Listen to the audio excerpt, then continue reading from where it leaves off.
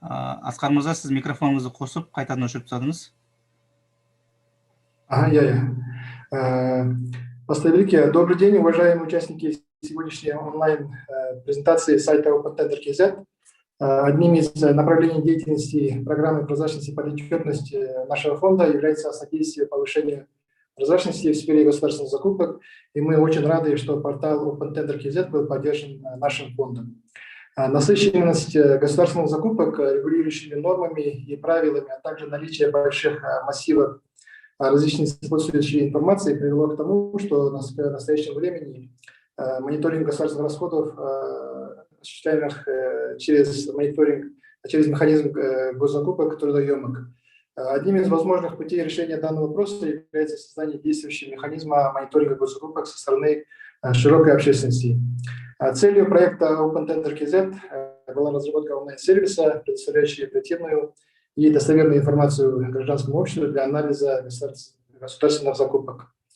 Автор проекта Марал Абдрисов, веб-разработчик со стажем работы более 5 лет, прошел все тренинги стипендиальной программы Open Budget Fellowship 2018 года, который был реализован общественным фондом Zerteo Research Institute при поддержке нашего фонда. При разработке сайта Марал также изучил опыт разных стран, включая Украину, Грузию и других европейских стран. Мне также очень отрадно видеть в числе спикеров презентации также выпускников нашей стипендиальной программы Open Budget Fellowship разных лет. Это Галымжан Муразбек, Жанат Нургалиев, Майя Шопаева и также Расул Шмаметов, который также был вовлечен в обучение участников Open Budget Fellowship. Разработка портала является долгим процессом, и мы уверены, что пользователи сайта по достоинству оценят его качество и внесут свой вклад в его дальнейшее усовершенствование. Мы также надеемся, что сайт послужит площадкой действенного анализа данных и общественного мониторинга государственных закупок, тем самым способствуя снижению коррупционных рисков. Спасибо за внимание.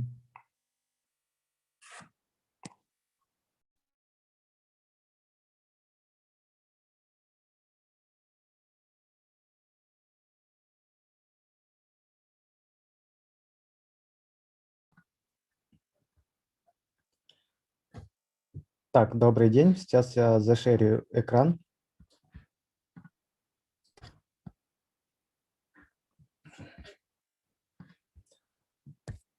Так, надеюсь, меня слышно.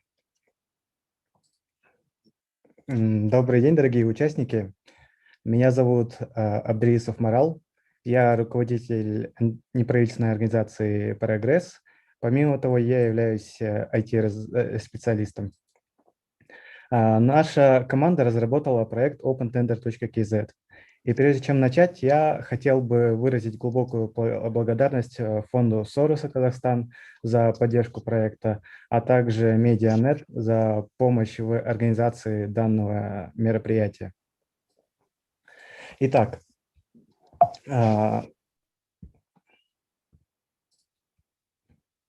проект OpenTender.kz – это в первую очередь инструмент для журналистов, государственных органов и общественности для анализа государственных закупок и мониторинга расходования бюджетных средств. Так как средства являются народными, я считаю, что каждый вправе знать, на что расходуются деньги, и задавать вопросы о целесообразности тех или иных затрат. Нашей главной целью является повышение прозрачности государственных закупок, обеспечение их открытости и эффективности. Хочу рассказать вам немного слов о том, как работает проект.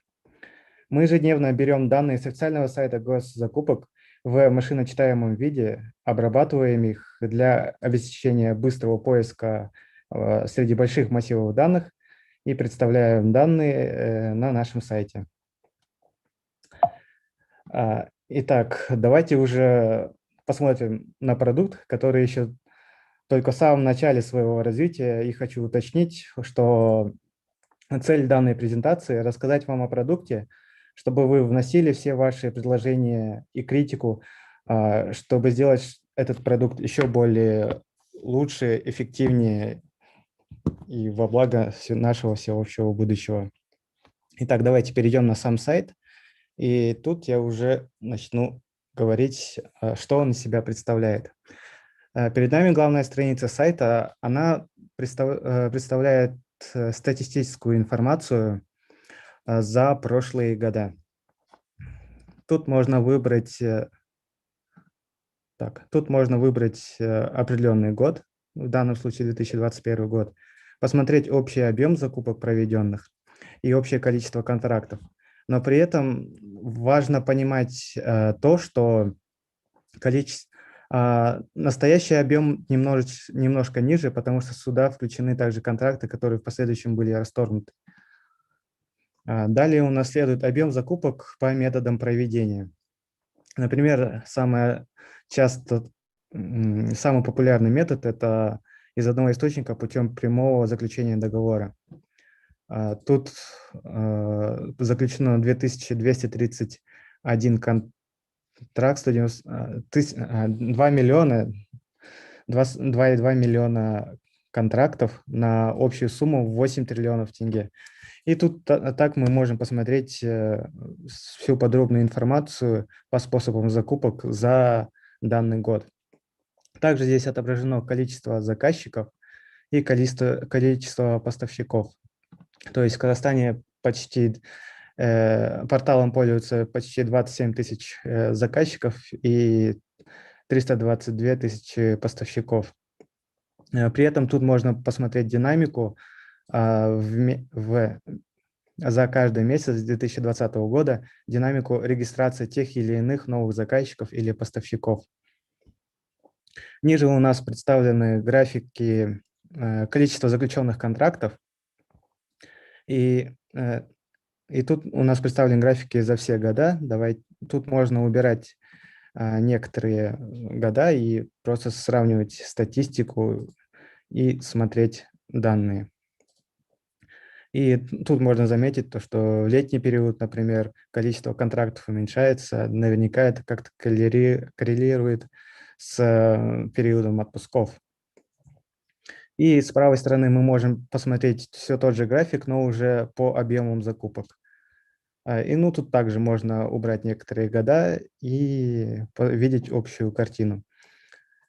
Конечно, здесь сильно выбивается 2020 год, довольно-таки непростой, сложный для каждого, для государства в целом, и для всего мира. Ниже можно увидеть топ заказчиков по методам проведения. Тут у нас представлены заказчики. Допустим, тут у нас представлены сначала методы закупок, а ниже представлены, кто самый часто пользуется данным методом закупок, пользовался за 2020 год. И тут можно переключаться, смотреть и анализировать, и получать такую небольшую подборку общей информации. Так, это главная страница, а самую большую ценность в себе несет именно 4 модуля. Это модуль аналитики цен, модуль быстрых закупок, модуль доп. Соглашений и фильтр по участникам. Давайте зайдем в аналитику цен. И тут можно прочитать описание. В данном модуле мы собрали всю информацию по конкретным предметам исполненных договоров. В принципе, что такое исполненный договор, скорее всего, понятно. Это все договора, статус которых был исполнен. А что же такое предмет договора? Давайте я вам объясню.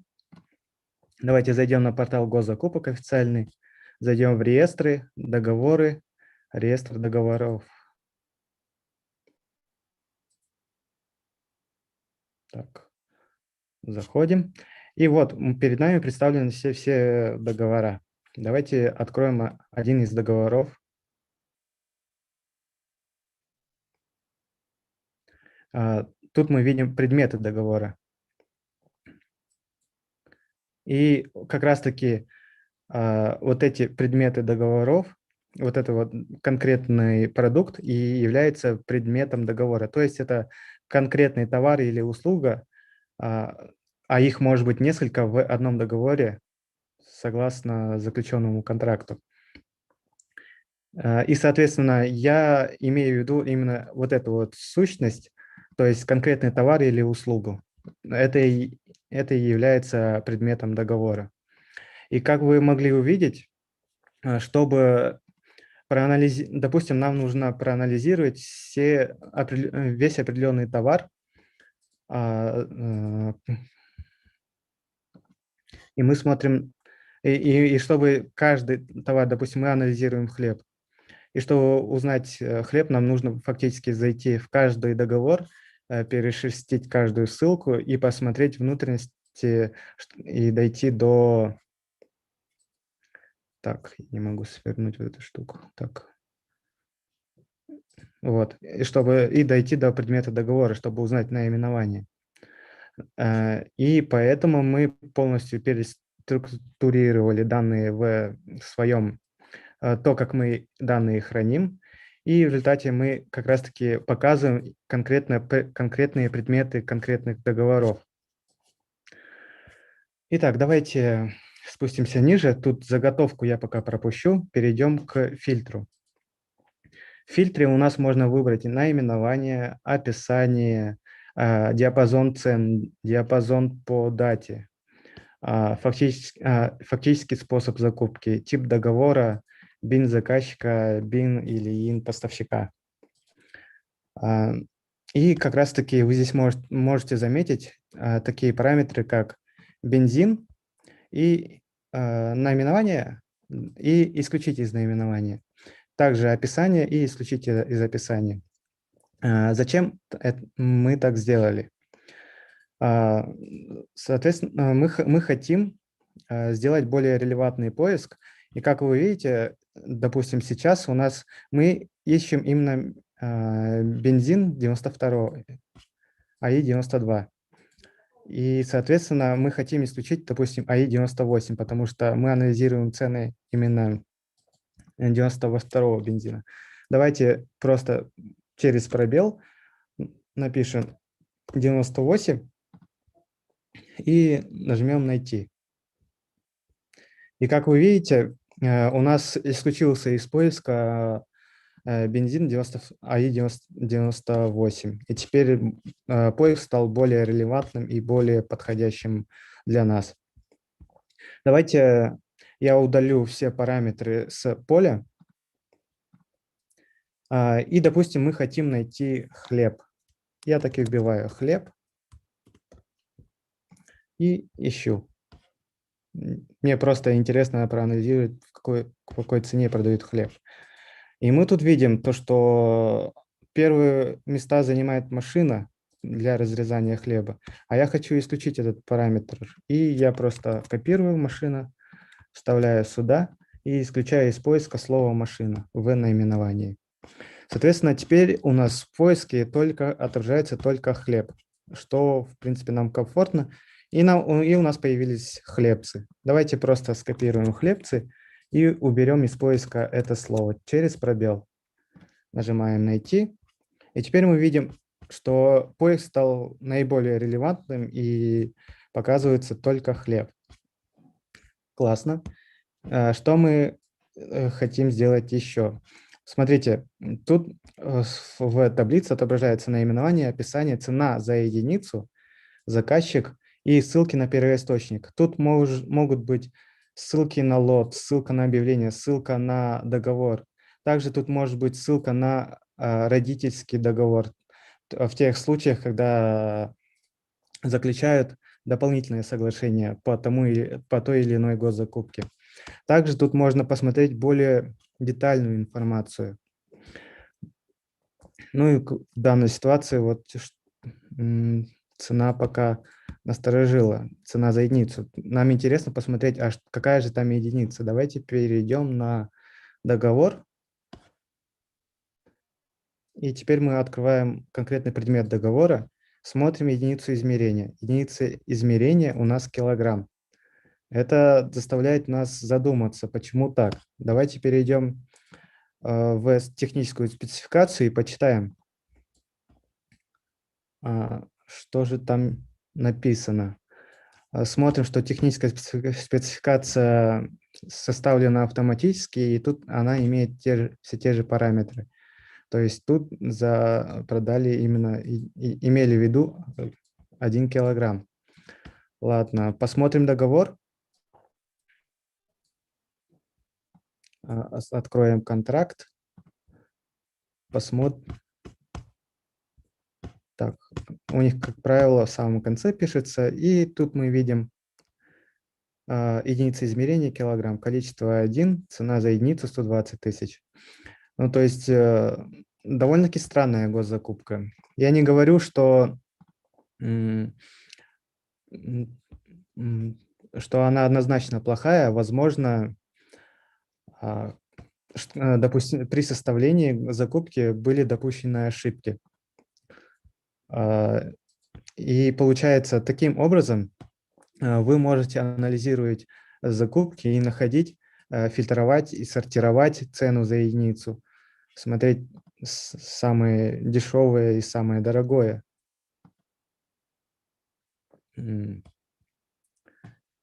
И теперь давайте перейдем к заготовкам. Допустим, вы вот посмотрели и хотите поделиться данным фильтром с кем-то, допустим, и либо сами хотите воспользоваться этим фильтром в будущем, чтобы через неделю проверить цены на хлеб, допустим. И мы хотим сохранить этот фильтр. Мы просто нажимаем кнопку «Сохранить», тут задаем имя, допустим, «Хлеб». Да, сохраняем. Так, минимум 5 символов можно ввести. Хлеб.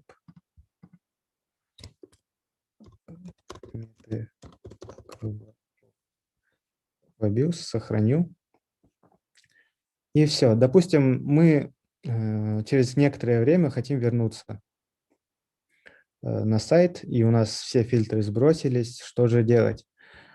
Все классно. Мы взяли и сохранили этот фильтр уже здесь, потому что вы нажали «Сохранить», и, соответственно, любой другой пользователь может посмотреть на результат этой фильтрации, и так будет формироваться какое-то общее видение, и люди смогут видеть, что ищут другие люди, и что, может быть, задавать какие-то вопросы. Так, давайте обратно отфильтруем, показать, нажмем кнопку «Показать», и все, мы видим то, что у нас обратно отображается в поиске именно хлеб. Именно так же настроено, как мы только сейчас его настраивали. Теперь я хотел бы перейти к следующему модулю. Этот модуль называется «Быстрые закупки». Здесь мы собрали все успешно исполненные предметы договоров и выяснили, как быстро они выигрывали тендер. То есть здесь она представляет собой таблицу, в которой мы пишем наименование тендера, точнее предмета закупки, срок объявления в часах, то есть во сколько оно было объявлено и во сколько оно было закрыто, и цену за единицу. И тут мы видим то, что некоторые тендера, в принципе, выигрываются за 8 часов. Но с другой стороны, это может быть нормально, потому что они были проведены, конкурс с применением специального порядка. И, скорее всего, они были проведены вот в прошлом году. Все верно, они были проведены в прошлом году. И данный порядок позволяет так быстро проводить закупки. Но мы можем анализировать другие закупки, которые были проведены другими методами, которые запрещают быстро проводить. Далее я хотел бы показать вам модуль дополнительных соглашений. Здесь мы взяли все договора, у которых есть дополнительные соглашения, и посмотрели сумму первого договора и сумму дополнительного соглашения. То есть, допустим, вот первый пункт, вот у нас сумма первого договора 1 тиын, сумма доп. Соглашения 81 тысяча. Следующий столбец мы в красном выделено, мы показываем, мы просто в сумму доп. Соглашения разделили на сумму первого договора и получили, во сколько раз доп. Соглашение превышает изначальные договоренности. Ну, тут достаточно интересные кейсы представлены. Мне кажется, одним из показательных может являться вот этот, когда, допустим, первый договор стоил 100 тенге, а потом составили доп. Соглашение и сделали 2 миллиона 100 тенге. Я не говорю, что все эти тендера какие-то плохие, нечестные, нет. Я говорю о том, что определенно это вызывает какие-то вопросы, и просто пройдя по первоисточнику, тут есть ссылки на договор, чтобы полностью можно было посмотреть. Смотрите, 2 миллиона 100 тенге. Давайте посмотрим изначальный договор, родительский договор. То есть тут сумма стояла именно 100 тенге. То есть это вызывает определенные вопросы, и как раз-таки я хочу, чтобы вы просто начали анализировать эти данные из большого стога сена и сделать так, чтобы это было удобнее смотреть и анализировать. И последний модуль, который я хотел бы вам показать, он называется фильтр по участникам. Здесь можно выбрать совершенно любого участника, неважно, заказчик это или поставщик. Тут можно выбрать BIN, либо по наименованию поставщика. Давайте выберем первый попавшийся, допустим, какой-то ИП.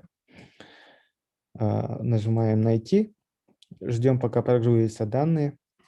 И тут мы видим наименование организации, способы закупки. То есть и тут мы, кстати, видим количество закупок проведенных и процентное соотношение. И также типы договоров. В основном все закупается по основному договору. Но видно, что были дополнительные соглашения. Также мы видим здесь топ-50 контрагентов. Здесь в топ-50 контрагентов вы можете увидеть, с кем самое больше закупаются, продаются предметы договоров или уникальные лоты. Так, допустим, вы можете проанализировать эту информацию. Количество закупок 426, 365, 364. И так можете проверять интересующую вас организацию. Ниже же представлены все предметы договоров. То есть тут можно посмотреть все закупки, которые проводил данный заказчик, либо продавал поставщик. Так, ну и, конечно же, здесь есть все ссылки на первоисточник. Вы всегда можете зайти и посмотреть оригинальные договора, все условия, и мы основываемся только на этих данных. Так, ну и тут же можно провалиться, чтобы быстро посмотреть интересующую вас информацию. Следующее, о чем я хотел быстренько рассказать, я хотел бы рассказать то, что для журналистов у нас есть небольшой подарок. У нас есть более мощная система аналитики, но она требует определенных навыков и умения разбираться и быть достаточно упорным. И как раз-таки для таких людей, таких пытливых умов, которые разберутся в нашем сайте, мы дадим доступ к этой системе и, конечно же, обучим, потому что там придется в ней разобраться. Итак, какие же условия? Для этого нужно изучить, как работает этот сайт, найти интересную закупку на нашем сайте и на основе этой закупки провести какое-либо расследование и написать какую-то статью или статьи, неважно количество, важно качество материала в первую очередь. И потом вам необходимо связаться с нами и указать ссылки на статьи или на статью, которую вы написали, и мы вам выдадим доступ к этой системе и также поможем обучиться. И помимо того, у нас есть еще один модуль для обеспечения прозрачности нашей работы и в плане прозрачности процессов, которые происходят у нас внутри. Мы сделали некий to-do-лист, в котором мы отражаем всю ту работу, которую мы выполняем. Тут можно увидеть все задачи. Можно увидеть все задачи, которые находятся в работе. Допустим, создать страницу мониторинга объявлений. Можно нажать, посмотреть, кто назначил, когда, вот этот title и описание, что это собой подразумевает. Ну, тут это метки нужны для нас, это не важно. Ну, тут просто статус отображается в работе, Давайте дальше есть выполненные задачи. Есть задачи, которые мы планируем выполнить. И, кстати, вы можете голосовать за ту или иную задачу. Допустим, вы хотите изменения вот этих вот изменений в аналитике, которые здесь представлены, вы можете за нее проголосовать. И, соответственно, в нашем приоритете исполнения задач она станет значительно выше, и, возможно, мы достаточно быстрее решим именно эту задачу. Помимо того, вы можете назначить свою задачу. Так, давайте я просто напишу тест, и описание тоже тест. Это так, именно для того, чтобы показать, как это работает. Тут можно поставить какие-то теги, но не обязательно их ставить, мы сами их для себя поставим, для нашей внутренней организации работы. Далее. Вы можете вписывать сюда свое имя, свой email, а можете не вписывать, мы вас не принуждаем этого делать. Ну, я, допустим, впишу. Допустим, Марал. Email. Марал, не пробел, 957 @mail.ru. Все, я вбил. И, допустим, задачи могут видеть все, да, но также вы можете поставить нам приватную задачу, если есть такая необходимость. Ну и также разрешить публиковать мое имя. Допустим, если вы не хотите публиковать свое имя, то можете убрать эту галочку. По крайней мере, потому что тут все будет на общем доступе, и каждый может увидеть все эти задачи, и поэтому вы можете убрать свое имя из задачи. И давайте Спасибо большое, Марал. Так, Я на правах модератора Жанат Нургалиев. Марал, сейчас по регламенту тогда будем сейчас идти. Ага, позвольте. Жанат Нургалиев, руководитель некоммерческой организации Integrity Астана. Вот у нас сейчас Марал, основной разработчик, докладчик, презентовал проект. Будет у нас сессия вопросы-ответы. Обязательно мы на них ответим. Это был презентован новый взгляд, общественный взгляд на закупки. Мы рады приветствовать сегодня всех участников. У нас присоединились государственные органы, Агентство по противодействию коррупции, Министерство финансов, Министерство цифровизации, цифрового развития, да? Наши уважаемые журналисты. Очень рады всех приветствовать. Поэтому в целом будут у нас сессия вопросы-ответы. У нас основной докладчик завершился выступление, да? Теперь предоставляем слово нашим экспертам до 5 минут. И далее потом будет сессия вопросы-ответы, на которые вы можете задать все интересующие вопросы. В целом это фишка, это новый взгляд, это сайт очень, я думаю, полезен будет для всех. И как для госорганов, так и для журналистов, так и для общественников. Госорганам он поможет в плане осуществления мониторинга. Как отметил глава нашего государства, мы не можем за всем уследить, и госорганы не могут уследить, а общественники помогут в этом вопросе с помощью вот этого уникального инструмента. Следующее слово предоставляется уважаемому эксперту Расулу Русмамбетову, экономисту, эксперту в области финансов. Расул, вам слово, пожалуйста.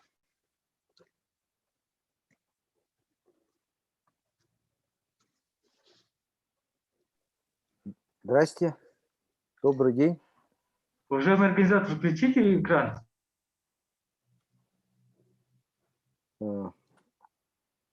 Ага, все видно, да? Хорошо. Добрый день. Спасибо большое за предоставленное слово. Марал, огромное спасибо за презентацию. Я имел счастье чуть-чуть раньше вас посмотреть на этот сайт. И буквально...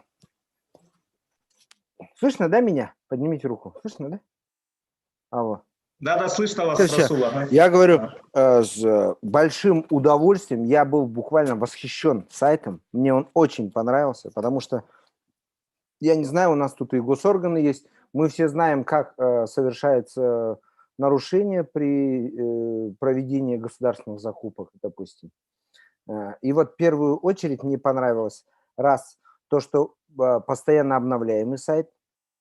Во-первых, то есть я такого сайта раньше не видел, честно говоря, потому что он настолько подробно показывает, помогает искать информацию. При проведении государственных закупок я часто сталкиваюсь с тем, что некоторые закупщики, они, допустим, могут вставить информацию так о госзакупке, так, чтобы она не появлялась на главной странице, или прячут там между 20 и 21 страницей там какой-нибудь, и это происходит регулярно. Я думаю, Антикор, если он здесь присутствует, он это хорошо знает. Поэтому, а здесь, в данном случае, постоянно актуализируется информация, и возможность я вижу не только для журналистов, если честно, но и для предпринимателей. К сожалению, у нас экономика в таком ужасном положении, что деньги можно хорошие заработать в основном только на государственных закупках. Ну, скажу как есть, да.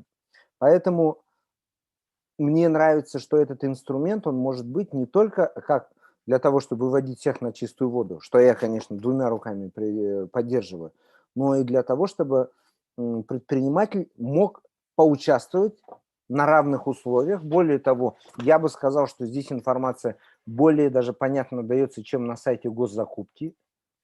Я думаю, что государственные органы, которые, если тут есть, они тоже на это обратят внимание, что сайт достаточно неудобный, родной, госзакупочный, а вот Open Tender, он гораздо удобнее, понятнее, и я бы хотел видеть, чтобы этот проект продолжился не месяц, не два, чтобы он хотя бы минимум там несколько лет просуществовал, помогал как журналистам, госорганам и предпринимателям.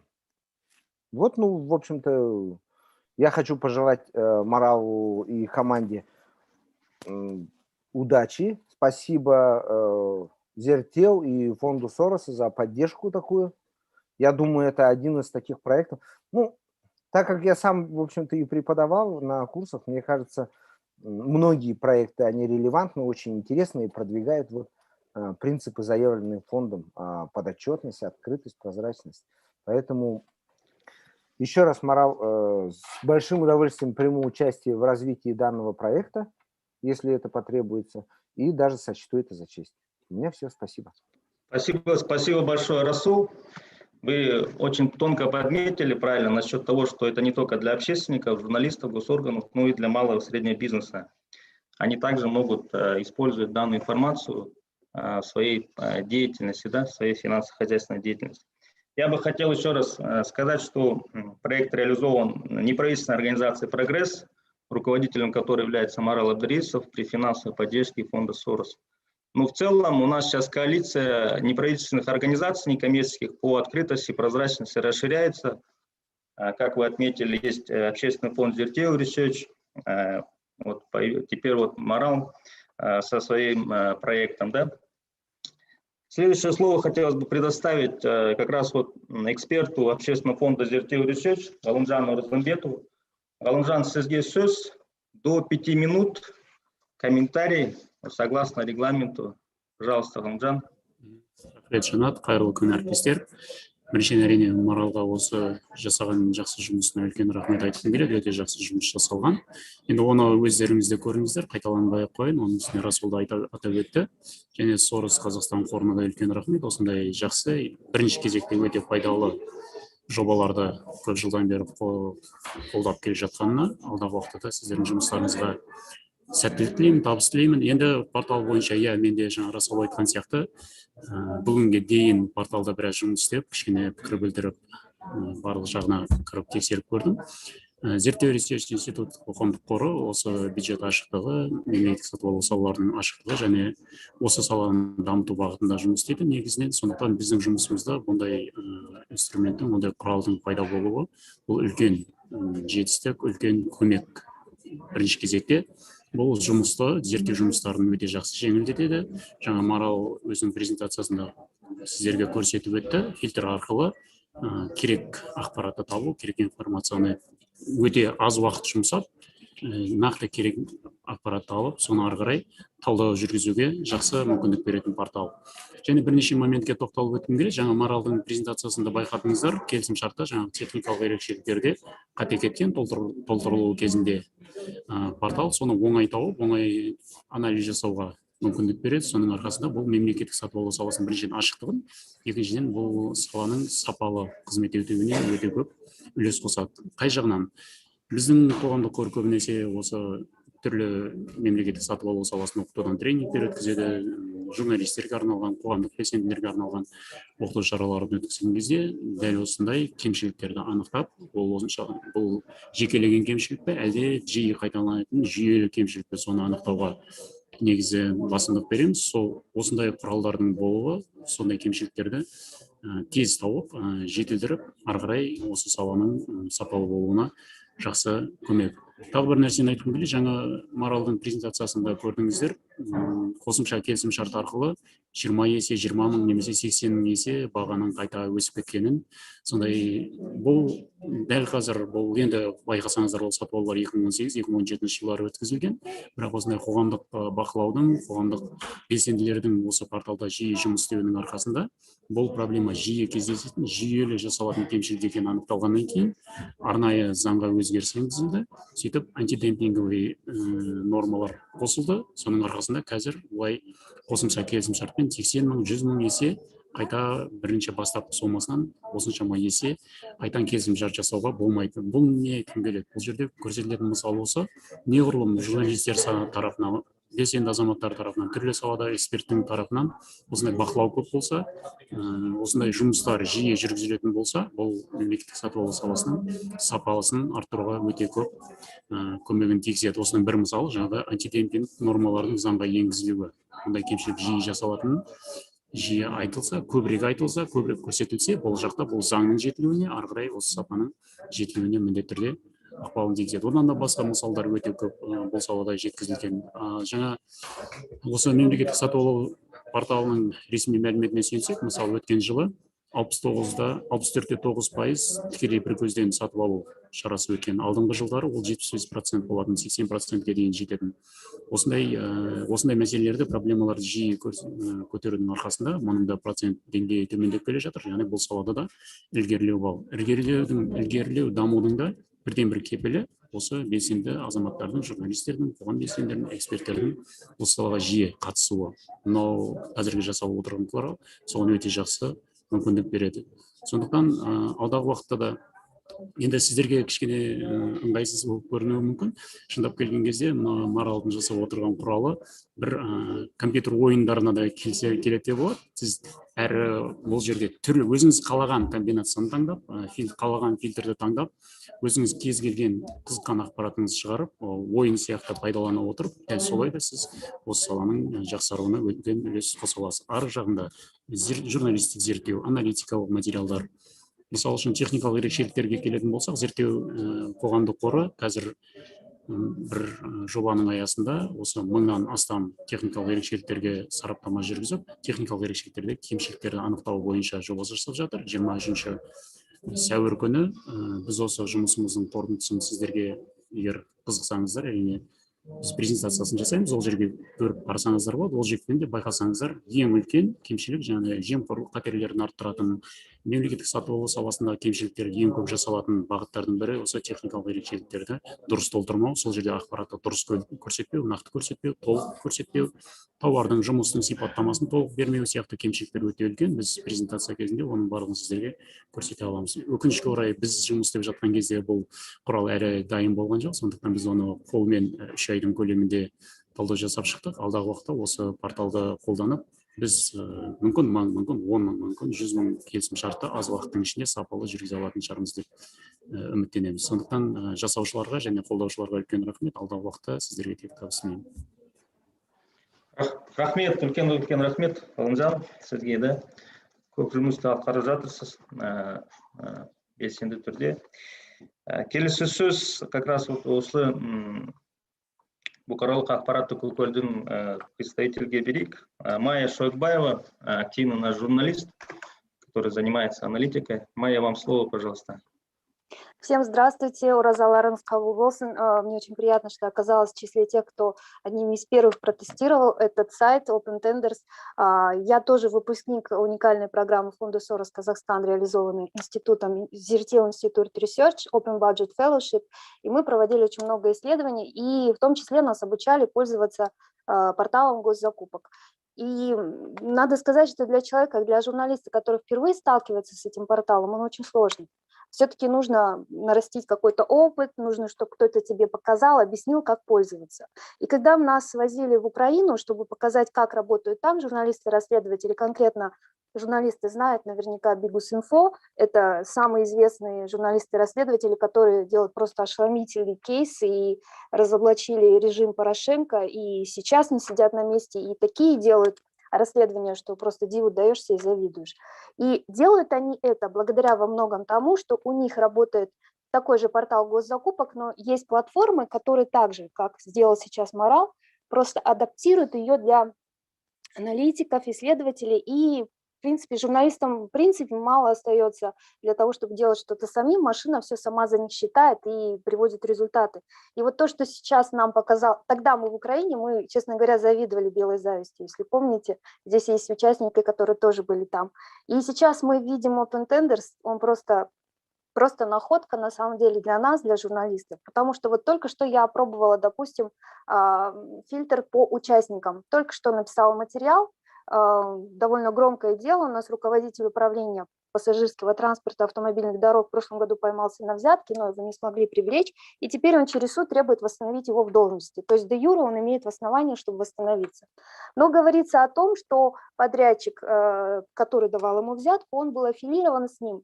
И мне нужно было просто это доказать, каким образом. Я открываю портал госзакупок, и мне приходится каждый тендер смотреть, да, этой компании и этого управления. Я ввожу это в Open Tender, ввожу БИН участника госзакупок и наименование заказчика, хотя даже этого не требуется в фильтре по участникам. И он мне сразу выдает все контракты, которые есть у этой фирмы, общие суммы, то есть довольно легко. Я сразу увидела, что с управлением пассажирского транспорта автомобильных дорог у указанной компании порядка 20 разных контрактов. Я Маралу сказала, а он в принципе это доработает, я к чему и говорю, что мы на этапе вот сейчас того, что этот сайт только начинает работать, можем вносить свои конструктивные предложения. Марал добавит такую функцию, что можно будет провалиться в эти контракты и каждый проанализировать. Пока что мы их можем только так вручную искать среди всех, которые представлены. Но это мелочи, которые дополнят, в принципе, у нас разработчики. Мне очень понравилось, что вот в разделе «Быстрые закупки» мы можем посмотреть, за сколько часов были совершены те или иные сделки. И, допустим, вот я сейчас вижу в этом разделе быстрых закупок, сейчас, секунду, работы по ремонту нежилых сооружений, там, по техническому авторскому надзору, и тендеры заключены буквально за 8 часов. Тогда как спецпорядок в прошлом году в большей степени он предназначался для приобретения закупа медицинских средств, лекарственных препаратов и тому подобное, медоборудования. То есть здесь, скорее всего, я так подозреваю, если мы сейчас будем изучать журналисты, да, скорее всего, быстрый спецпорядок тут применялся для того, чтобы освоить какие-то провести реконструкцию, ремонт в рамках дорожной карты занятости, уже очень много скандалов, незавершенных строительств. То есть вот уже один кейс можно по вот этим быстрым закупкам проанализировать, допустим, один регион или один какой-то государственный орган, и я думаю, будет просто шикарный материал. Поэтому мы получили для своей работы отличный инструмент, и я рекомендую всем, кто какими-то трудностями сталкивается, писать разработчикам, вносить изменения, вносить предложения, все это будет учитываться. Удачи. Спасибо большое, Майя. Да. Очень полезный ваш отзыв, опыт ваш, поскольку у нас здесь присутствует много ваших коллег, журналистов, государственные органы. Да, в целом хотелось бы еще раз отметить, что данный инструмент, сайт, он постоянно будет развиваться. Команда Морала, она готова выслушать ваши все рекомендации и предложения. Более того, мы уже предложили Моралу двигаться дальше и помимо государственных закупок выйти на закупки Самрук-Казна, который значительный объем осуществляемых закупок и выгрузку данных оттуда также осуществляет. То есть в целом потенциал у проекта очень большой, мы видим дальнейшее развитие, только совместными усилиями мы можем добиться. Следующее у нас записались, хотели бы тоже выступить, мы хотели бы предоставить слово нашим регионам, которые, мы надеемся, будут использовать в дальнейшем данный ресурс. В частности, у нас есть активные представители Северо-Казахстанской области, Руслан Асаубаев, Голоскоп, филиал антикоррупционный, департамент антикоррупционной политики, агентство по противодействию коррупции по Северо-Казахстанской области. Руслан, добрый день слово. всем, коллеги. Да, добрый день. Безусловно, данный сайт он очень актуален, потому что в прошлом году совместно с антикоррупционной службой по Северо-Казахстанской области мы прорабатывали такой момент, чтобы провести мониторинг на выполнение поручения президента Республики Казахстан до снижения госзакупок из одного источника. И мы именно вот эту работу всю проводили по каждому управлению, по каждому отделу, насколько они снизили по сравнению с 2019 годом именно закупки с одного источника. Сейчас здесь, если бы у нас в прошлом году был бы этот инструмент, мы бы эту работу провели в 2-3 раза быстрее. Также нам необходимо по регионам, вообще с управлением, да, с местными исполнительными органами создавать такое давление, чтобы они использовали именно местные материалы, да, в производстве, местные товары, которые произведены именно в Казахстане. Здесь вот тоже мы с Моралом уже обсуждали и даем такую рекомендацию, может быть, чтобы рассмотреть по регионам и местные, которые материалы используются, чтобы это было можно легко найти, легко проанализировать, посмотреть. И также вот топ-50, которых он показал, это чтобы посмотреть на каждую организацию, сколько в этой организации было заключено договоров, тип с одного источника, открытым конкурсом, сумма и завершены они или нет. Этот сайт, я думаю, он очень хорошо облегчит нашу работу общественников, также и СМИ, статьи позволит проводить и повысит нашу значимость. Мы сможем им работать. Я думаю, он не такой сложный. Если над ним посидеть 1-2 дня, мы видим полностью его механизмы, полностью результативность вот это. Ну и также вот руководитель управления превенции добропорядочности Дамир Хабибуллин, также он смотрел, давал оценку, пожалуйста. Добрый день, коллеги. Приветствую, Марал. Мы ранее встречались по данному проекту. Действительно, проект является уникальным на территории Казахстана, потому что когда создается информационный ресурс, такой портал, целью которого является в первую очередь общественный контроль и снижение коррупционных рисков, это не может не вызывать восхищения, да, и действительно гордость за наше поколение, которое этим занимается. Хотелось бы еще отметить в работе, да, как предложение для того, чтобы работать по регионам. Очень хорошо можно проводить централизованно, да, анализ по данному порталу, но для регионов, Марал, помнишь, тогда мы обсуждали, очень важный будет момент включения туда именно выработки, именно в фильтрах выработки для регионов, модуля, когда можно будет выгружать закупки для одной области, одного района и так далее. И, конечно, хотелось бы еще отметить, это будет такой момент по снижению коррупционных рисков, как один из этапов снижение коррупционных рисков в сфере государственных закупок. С этого года сейчас в правила государственных закупок внесли изменения по участию общественности в конкурсах на проведение госзакупок. Соответственно, те лица, которые хотят изучить какую-то сферу, могут в дальнейшем попасть уже на комиссию, да, более глубоко, так сказать, познакомиться с деятельностью, с закупками того или другого госоргана. Ну, это в общей картине. Хорошо, спасибо большое. По снижению рисков.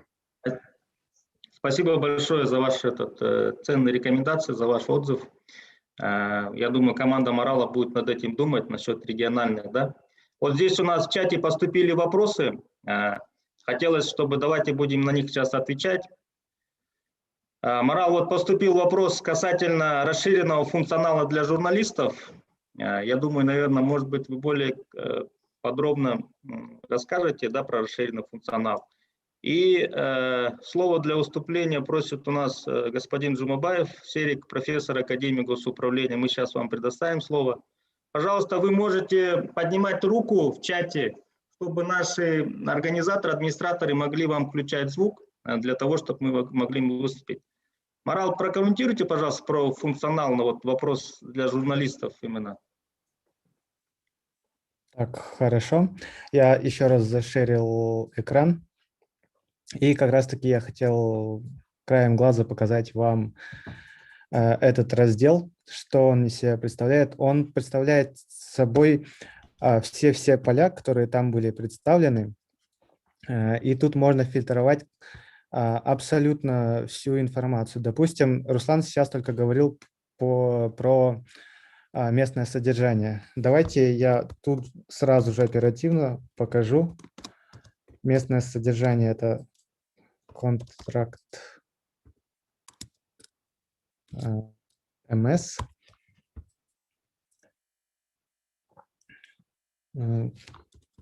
И укажу.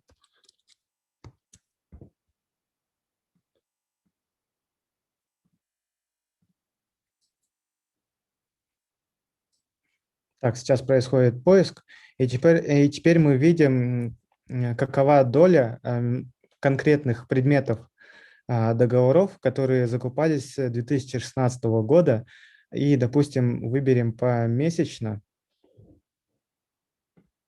какое количество договоров в месяц, не договоров, а конкретных предметов договоров совершалось в тот или иной месяц. И тут мы можем получить всю эту информацию. Тут эту информацию можно углубить, допустим, щелкнули на конкретный пункт, и тут мы можем видеть конкретные параметры. Но обратно-таки здесь довольно-таки непросто разобраться, и поэтому мы будем давать доступ к тем людям, которые будут более осознанно к этому делу подходить, которые будут готовы учиться, и плюс нам необходимо тоже выделять время, чтобы обучать вас работе с данным закрытым порталом. Но, с другой стороны, мы постоянно будем дорабатывать все, что необходимо в открытую часть портала. Сразу бы хотел ответить еще на кое-какие вопросы в чате. Сейчас остановлю трансляцию. Тут был такой вопрос. Закупки только из Госзакупок.kz. Да, на данный момент только из официального портала госзакупок. Самрук Казана пока здесь нет, но мы планируем это включить. Еще один вопрос был связан. Информация на сайте только по прошлым тендерам. Да, информация на сайте только по прошлым тендерам, но мы планируем включить объявление. Но при этом как раз-таки в данном вопросе мы хотим получить какого-то совета от вас. Возможно, предложение вы можете нам написать. Если хотите, мы можем это отдельно обсудить. Конкретные предложения, в каком разрезе показывать объявление, по крайней мере, так, чтобы это не было простым дублированием того же функционала, который предоставляет, допустим, официальный портал госзакупок. То есть нам нужно увидеть ваше видение и в каком разрезе вам нужно видеть данные, а мы этот функционал добавим. Спасибо, Марал, спасибо за вопрос. Сейчас мы к вопросам еще вернемся. Сейчас. Это я еще раз отмечу, что это живой ресурс, живой сайт, он постоянно будет дорабатываться. Господин Жумабаев, Серик, вам, я смотрю, включили микрофон. Вам слово, потом следующим для выступления представим Владимиру. Хорошо, спасибо. Ну, Марал, во-первых, я хочу поздравить. Действительно, я тоже горд, что у нас молодые такие ребята продвинутые. Но у меня вот несколько таких предложений, несколько замечаний. Ну, самое первое замечание, то, что вот у нас есть такое понятие, как анализ рисков, да? Один из рисков – это вот, если мы, допустим, говорим о журналистском расследовании и говорим о том, что в суд подают люди, да, и так дальше, то есть мы должны проработать такое, что насколько этот сайт как бы релевантный, да, то есть его будут ли признавать в суде. То есть, например, у нас есть официальный сайт госзакупок, нужно какую-то либо сертификацию пройти, либо еще что-то, чтобы эти данные, которые у нас есть на вот этом вашем сайте, который вы берете данные из портала, да, чтобы он как бы тоже мог бы приниматься судом, потому что это все-таки какой-то дубль же этого сайта, то есть в любом случае могут быть искажения, в любом случае может какие-то ошибки быть, да, то есть официальный сайт – это официальный сайт. Это первое, что я хотел сказать. Ну, я думаю, здесь надо будет аккуратно посмотреть с юридической точки зрения, со всех точек зрения. Ну, потом я посмотрел, вот сейчас тоже буквально минуту посмотрел, допустим, вы исключаете там кислородные маски, да, ну, у вас в этом осталось, кислородные маски везде остались, потому что там написание один раз с большой буквы, другой раз с маленькой, он его, ну, как бы с маленькой буквы оставил, с большой буквы убрал и так дальше. То есть, пожалуйста, эту чистку данных нужно проводить, какую-то стандартизацию и так далее, чтобы все это было нормально сделано. Потом, по поводу того, что, ну, как использовать и то, что у нас есть. Вот я просто хочу такую рассказать. Вот у меня один товарищ, он купил маме своей этот пылесос моющий, дорогой пылесос, но ему некогда, он, короче, через год спросил: мама, что ты не используешь пылесос? Он говорит: а я не знаю, как с ним работать. То есть вы можете создать супер крутой какую-то вещь, но если не обучать, если нам не продвигать это все, то получается, что пользоваться никто не будет. Но здесь же, опять же, вот смотрите, у нас какая ситуация. Мы должны создать кейсы определенные.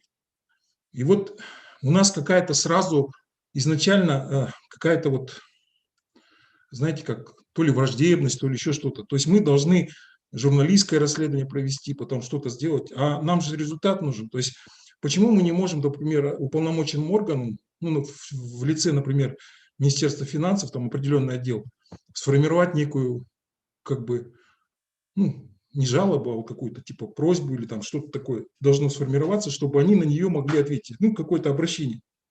Вы указываете данные, вы указываете пути, дороги, там, и так дальше, как это проверить, и говорите, в чем нарушение на ваш счет, в чем оно состоит. И они дают ответ аргументированный. И после этого, значит, мы, если не удовлетворены, мы можем писать, где-то говорить и так далее. Чтобы завтра у нас не было, у нас получается все, в публичное поле мы выносим, потом там начинаются разборки, на самом деле это больше для хайпа, для чего-то. То есть я вот хотел такое сделать, и мы, я думаю, тоже мы как бы смогли бы все это отработать. И кроме этого есть у нас бюро, да, Национальное бюро по противодействию коррупции.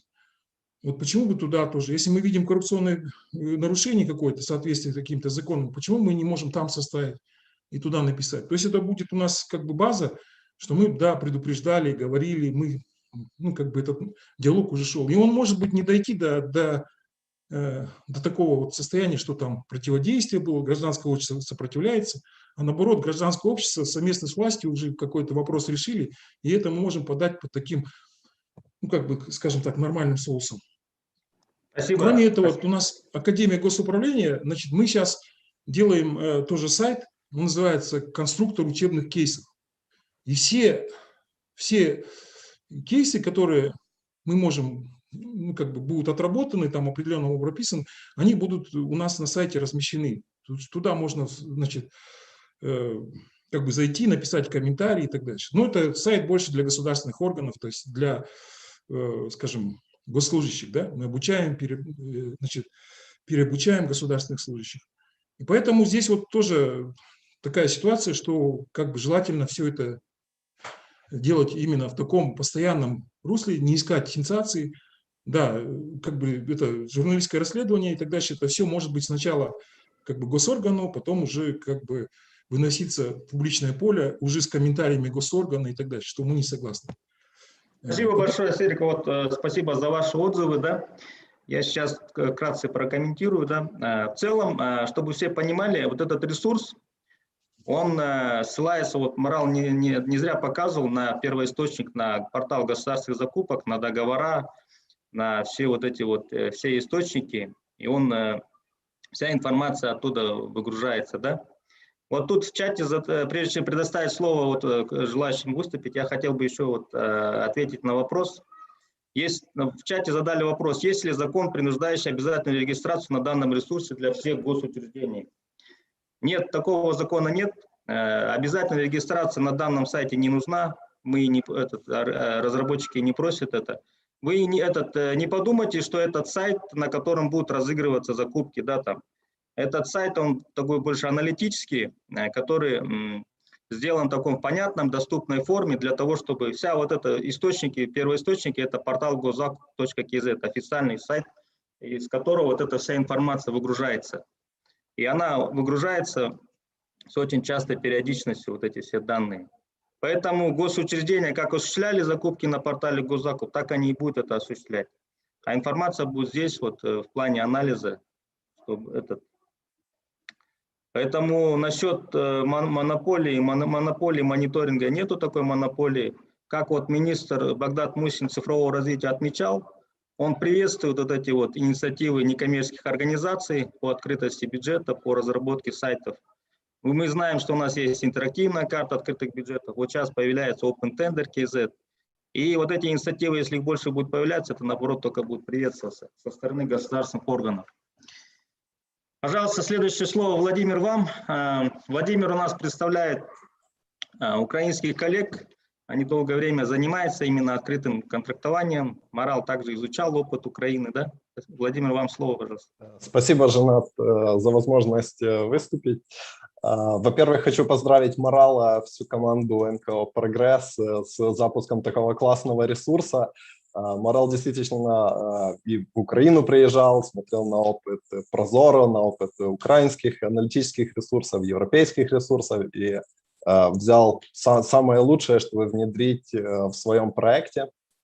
Поздравляем! Мы как Open Contracting Partnership приветствуем создание, развитие таких ресурсов и очень надеемся, что дальше будем с Маралом сотрудничать и поддерживать развитие этого ресурса. Все слышали, что данные – это новая нефть, и Марал вот первый уже начинает показывать, что это действительно так, и что с этого ресурса может быть реальная польза. Но не только для журналистов, активистов, чтобы найти какую-то там коррупцию, да, но и для бизнеса, чтобы увидеть торги, в которых можно принимать участие. Это также хорошая возможность для государственных органов увидеть, какие поставщики поставляют товары по дешевым ценам, и приглашать их на свои торги, чтобы получать экономию. И тут очень важный момент, чтобы Марал и вся команда не остановилась только на технической части, да, но и поинформировала все государственные органы о том, что такой аналитический инструмент появился, и как-то им подсказать, чтобы они начали им пользоваться, да, и внедрять его в работу. Касательно предложений, очень классный инструмент, и мне кажется, вот эти расширенные возможности будут очень интересны также для специалистов в госзакупках, потому что их нужды действительно более специфические. Из такого, из простых предложений я бы предложил Маралу рассмотреть возможность добавления экспорта в выборки, чтобы дал возможность простым юзерам экспортировать свои выборки там, в Excel, например, или для более продвинутых юзеров их импортировать в SPSS и получить уже больше возможностей для аналитики. Это как мне кажется, это было бы очень полезно. Ну и, конечно, пользуясь такой возможностью, хочу поинформировать всех участников сегодняшнего мероприятия, что буквально говоря на днях мы объявили конкурс для Казахстана. OCP предлагает $30 тысяч командам, которые развивают инструменты на основании закупочных данных. Вот в чатик я скинул ссылочку.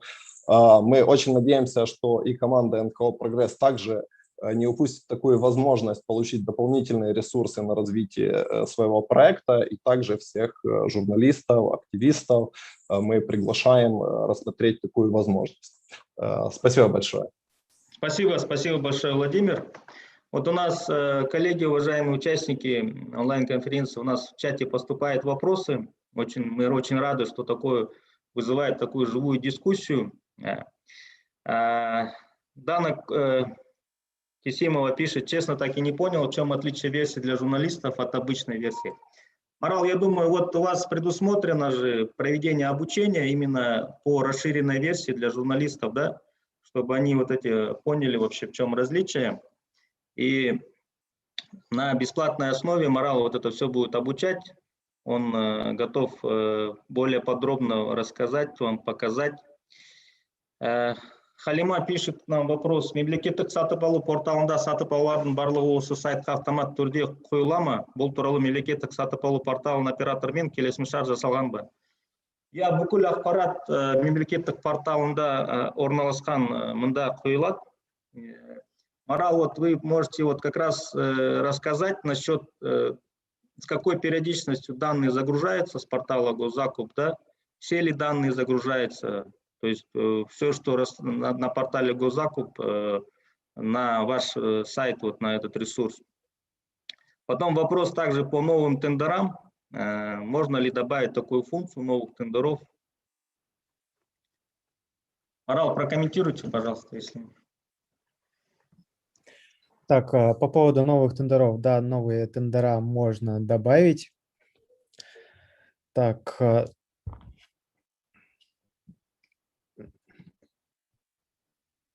Сейчас, извините, я так прослушал основной вопрос.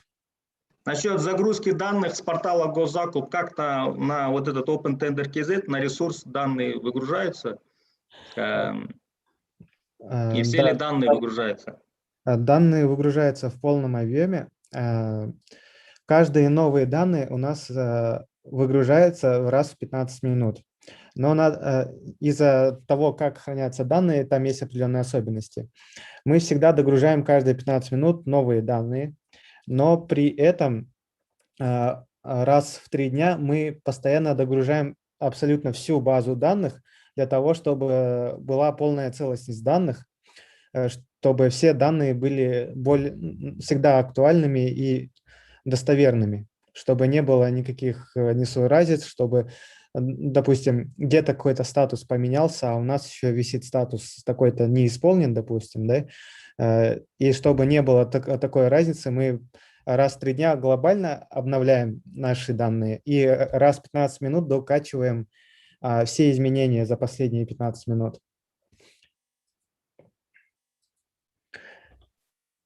Спасибо большое, Марал. Насчет вот как раз подкачки, это вот уникально, что с такой периодичностью данные обновляются. Я еще не видел такой ресурс, на котором с такой периодичностью. И все это в автоматическом режиме, то есть автоматизировано, да, у Марала есть все вот эти вот API-сервисы, да, вот все вот это доступы. Марал, уважаемые участники, можно сделать, допустим, по региону или там по какому-то маленькому, я понимаю, что всю базу скачивать невозможно, например, какую-то базу, вот как Владимир вы говорил. представьте, пожалуйста, вы с какого региона? Серик Джумабаев. Я выступал тут. Нет, хорошо. Меня включили, я поэтому воспользовался. Марал, все. Хотел спросить, вот то, что Владимир говорит, это очень важно. Мы сейчас же говорим о том, что данные должны быть открыты, они доступны должны быть, да, и так дальше. Но доступность данных, она понимает, что люди могли бы их использовать в разных. Я понимаю, что база большая, например, какие-то вот маленькие части, чтобы можно было скачивать и потом использовать в учебных целях. То есть мы уже, допустим, на основе него делали бы кейсы, например, по там, району какому-то или по каким-то определенным видам закупок, мы тоже могли бы все это как бы делать. Я думаю, что вот мы сейчас, у нас тоже есть курсы повышения квалификации для государственных служащих. Мы тоже там, скорее всего, будем разрабатывать на основе, если вы дадите, на основе вашей платформы тоже учебные кейсы, задания будут даваться там и так далее. То есть каким образом выявлять. Но вот это я хочу сказать, что вот надо бы убрать нам вот этот вот антагонизм. То есть здесь получается мы бизнес, как бы госслужба и НПО, это как бы все-таки один народ же. Поэтому, может быть, какие-то вот такие надо больше, скажем, конструктивные методы развивать взаимодействие. Спасибо. Спасибо большое. Нет, на самом деле никто друг друга не противопоставляет, коллеги. Это абсолютно мы идем в одном ключе. Мы нацелены на то, чтобы повысить эффективность вообще в целом, чтобы у нас было такое конструктивное, именно экспертное сотрудничество, да, то есть подтвержденное фактическими данными, обоснованными, все.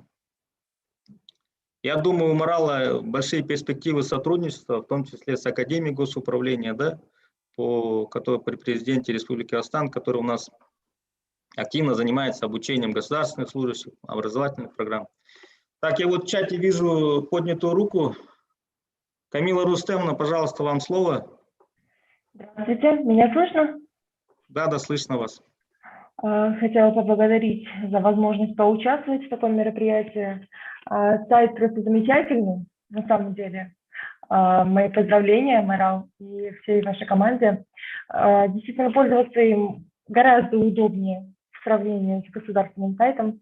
И вопрос мой касается обучения по работе с этим сайтом. Вот ту плашку, которую вы показывали, и где предлагаете нам поучаствовать в такой вот коллаборации, да, мы создаем расследование, и далее уже идет обучение. А нет формата такого, чтобы сначала пройти обучение и потом уже выложить какой-нибудь материал.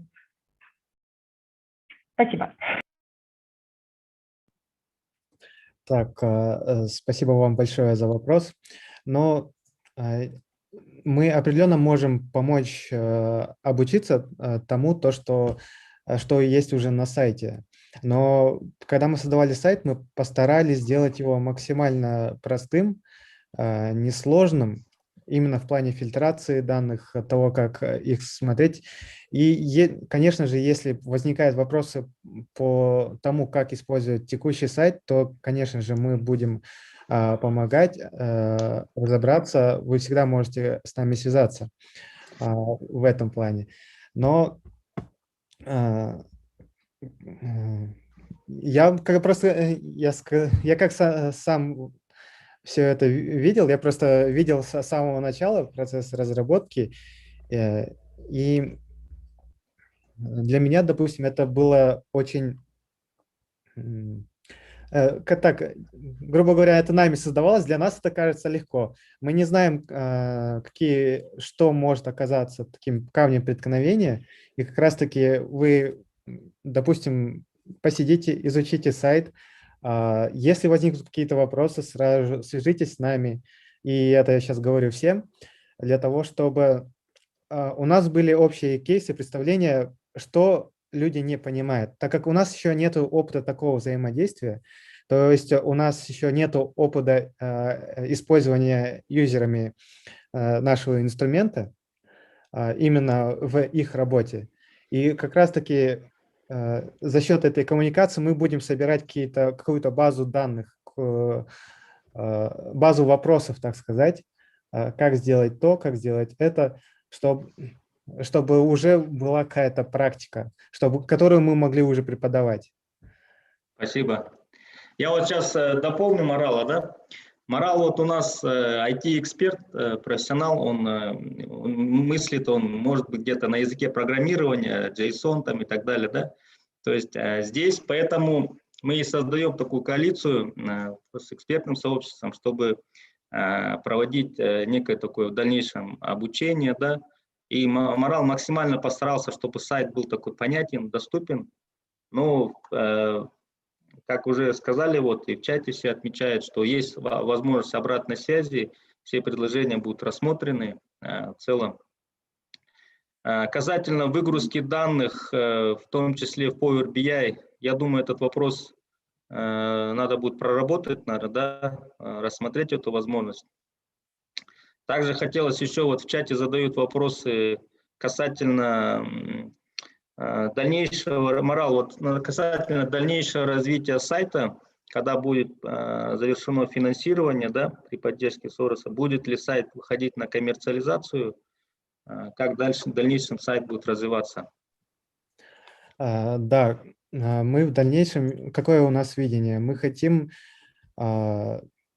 за счет того, что у нас мы обладаем этими данными, мы их собираем, агрегируем и научились ими пользоваться, мы хотим связаться с бизнесом и как раз-таки поработать с ним, с нуждами конкретного бизнеса и создать для них на первое время бесплатно, пока мы будем это все делать, разрабатывать, получать первые шишки, так сказать, сделать для них удобный инструмент. Ну а в дальнейшем мы будем как раз монетизировать этот проект. И как раз-таки тут следующий вопрос от Владимира Тарная. Для продуктивного сотрудничества с IT-тусовкой было бы круто дать отсылку на GitHub проекта, чтобы была возможность сделать коммиты к проекту. Да, проект у нас находится, ну, не на GitHub, на GitLab, но в принципе можно его открыть. Нам просто нужно будет немного почистить некоторые доступы оттуда. Но в принципе, да, мы можем открыть его на GitLab.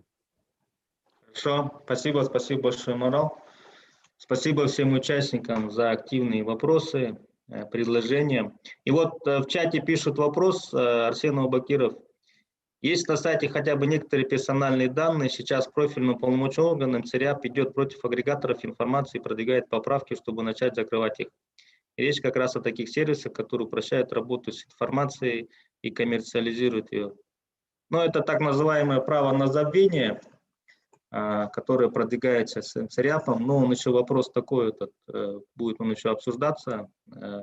Кстати, вот у нас присутствуют представители Министерства цифрового развития, информации и аэрокосмической промышленности.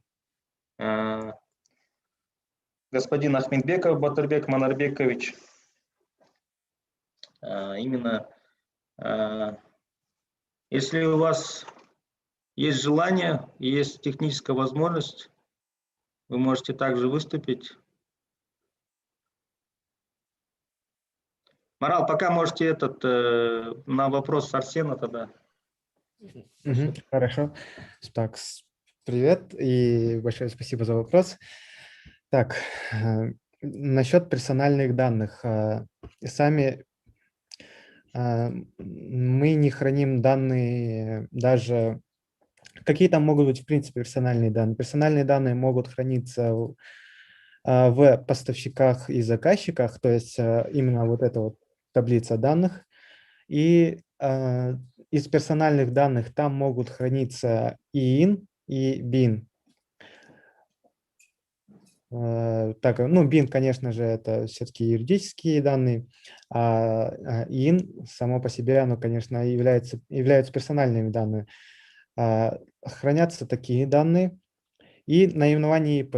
Но дело в том, что у многих наименований ИП пишется имя, фамилия, отчество. То есть у нас хранятся только персональные данные, которые носят такой характер. Мы не храним адрес, допустим, там есть отдельная база данных, отдельная таблица руководителей и сотрудников. Мы эти данные не трогаем и не берем. В данном случае мы просто ссылаемся на сам портал, чтобы пользователи могли посмотреть это на официальном портале, но не на нашем, так как мы не готовы администрировать работу с этими данными. Помимо того, что-то еще хотел сказать. Ну, нет, скорее всего, на этом все. Это единственные случаи, где могут быть подвязаны, так сказать, персональные данные. Спасибо большое, Марал. Так, у нас Есть еще желающие выступить своими предложениями, какими-то замечаниями. То есть в целом я вижу в чате вопросы. Владимир просит ваши контакты, да? Но вы же скинули объявление, ссылку на объявление, там ваши контакты все указаны. Спасибо большое всем участникам. Вот мне пишут, что с НЦРЯПа были вынуждены уйти на совещание, да? Так, уважаемые участники онлайн-презентации открытия Open Tender KZ, спасибо вам большое, что вы сегодня приняли участие. Если больше нет желающих выступить, нет вопросов, тогда будем потихоньку завершать. Я бы хотел еще раз поблагодарить Марала, в целом команду «Прогресс» при поддержке фонда Сорос Казахстан, что вы реализовали такой проект. Это новый взгляд на закупки. И тут мы не смотрим на этот проект как с точки зрения именно только общественных организаций, некоммерческих. Это с точки зрения, что этот проект поможет как государственным органам, как малому среднему бизнесу, так и общественности. То есть все стейкхолдеры, все заинтересованные стороны, все институты государства, я надеюсь, они возьмут полезное из этого проекта и будут в дальнейшем его развивать. Поэтому, уважаемые участники, еще раз хотел всех поблагодарить за ваше активное участие, за уделенное время, поскольку время – это наш самый ценный ресурс в настоящий момент. Ну, самое главное – это, конечно, здоровье, а потом время. Всем хотел пожелать успехов, здоровья, не болейте. Аман болыңыз, оразаларыңыз қабыл болсын. Так, на этом будем тогда завершать. Марал, вы что-то скажете в завершение, да? Да, спасибо большое. Спасибо большое всем участникам за то, что вы пришли, за все эти вопросы. Все эти вопросы очень важны для нас, чтобы мы понимали, в какую сторону нам необходимо двигаться, что нам нужно добавить, что нужно доработать. Мы открыты для сотрудничества, мы открыты для переговоров, для того, чтобы вы предлагали, а мы будем делать. Главное, все, конечно, должно быть конструктивно, все должно быть технически исполняемо. Ну и спасибо вам большое. Данные будут добавляться, статистика, аналитика тоже будет. Разрез данных, тот угол, в который мы смотрим на данные, тоже будет увеличиваться. Ну и также, конечно, мы заинтересованы добавить и другие площадки, такие как Самрук Казана, и будем смотреть возможность реализации данной функции. И на этом все. Спасибо вам большое. Пишите, звоните, всегда здесь и рядом, недалеко. Спасибо, Марал. Вот, Марал, тут участники пишут, вот Камила в частности. Могу я попросить у вас список спикеров на электронную почту, да? Я думаю, это не проблема, да, список спикеров. Кто у нас сегодня из экспертов выступал? Жанат, давайте я отвечу на эту почту, на этот вопрос. Добрый день, коллеги, меня зовут Думан Смак, я представитель Медианет. Пресс-релиз и подробную программу можете получить в рассылке Медианет. Уже направлен до 6 часов, будет у вас в почтах. Помимо того, в соцсетях Медианет также есть все данные. Кен рахмет, Думан, за поддержку. Хотелось бы поблагодарить организацию Медианет за предоставленную платформу, площадку сегодняшнего мероприятия. Спасибо всем большое участникам. До новых встреч. Сәттілік. Барлығыңызға рахмет. Сәттілік тілеймін. Рахмет, үлкен рахмет. Сау болыңыз.